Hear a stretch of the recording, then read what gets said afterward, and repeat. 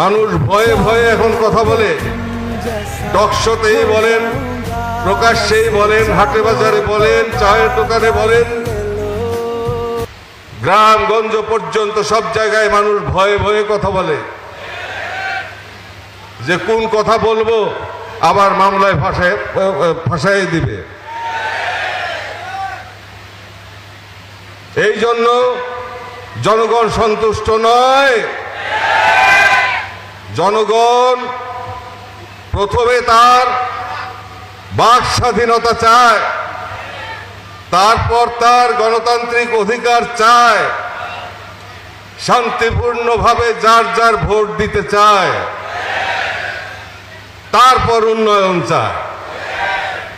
অতএব উন্নয়ন করলেই আপনি বা আপনারা যারা রাজনীতি করেন আপনার দেশের মানুষের সমর্থন পাবেন, এটা কিন্তু আশা করবেন না।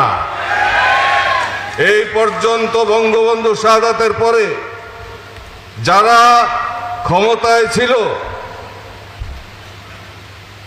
ক্ষমতায় ছিল তাদের আমল থেকেই দেশের বাহিরে টাকা পাচার শুরু হয়েছে এবং অদ্যাবধি তা চালু আছে।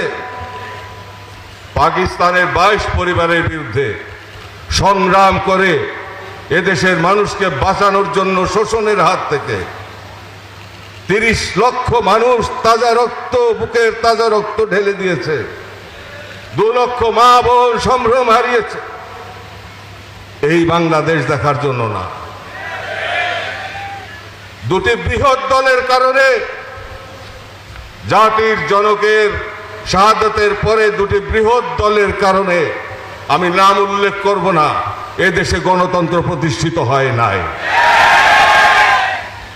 পরস্পর সংঘাতমুখী এবং পরস্পর প্রতিহিংসামূলক মনোবৃত্তি সম্পন্ন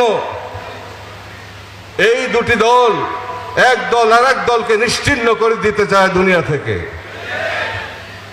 এটা কোনো গণতান্ত্রিক নীতি নৈতিকতা হতে পারে না। গণতন্ত্র ষড়যন্ত্রের মাধ্যমে প্রতিষ্ঠিত হয় না।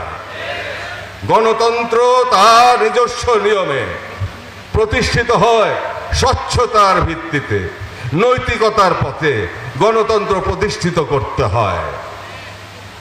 আর এই দুটি দলের কারণে গণতন্ত্র কিন্তু ইতিহাসে দেখা যায় গণতন্ত্র বারবার মুখ থুবড়ে পড়েছে এবং অসাংবিধানিক শক্তি ক্ষমতায় এসেছে এই দুটি দলের কারণে।